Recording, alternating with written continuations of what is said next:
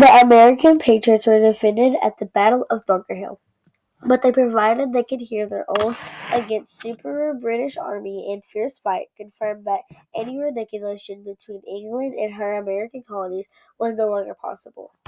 How it ended. British victory. The battle was a tactical victory for the British, but it was a sobering experience. The British sustained twice as many casualties as the Americans and lost many officers. After the engagement, the Patriots retreated and returned their lines outside the Premier of Boston. Early 1775, tensions between Britain and her colonies had escalated. The British began to mobilize for war, while the British Army secured gunpowder and cannons in occupation of an uprising on April 19th. It all came to a head of Massachusetts town of Lexington and Concord.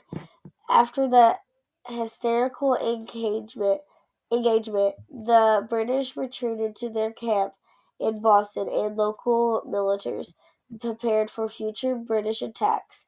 Middlemen marched to defend Boston.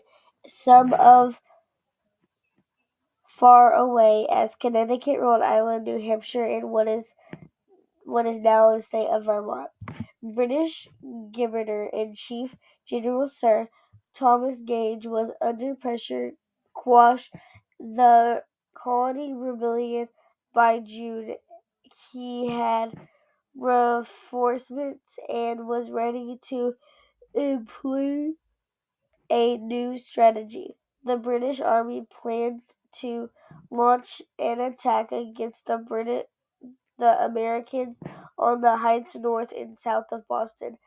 Details of the attack were leaked. However, the detachment of 1,000 Massachusetts and Connecticut soldiers, more of an armed mob than a military unit, gathered to defend a hill in Charlestown. Amongst the defenders were several enslaved and free African Americans, as well as the violent clash of those forces on what is mistakenly known as the Battle of Bunker Hill, signaled that the colonists would revolt would not be easy exhaustion.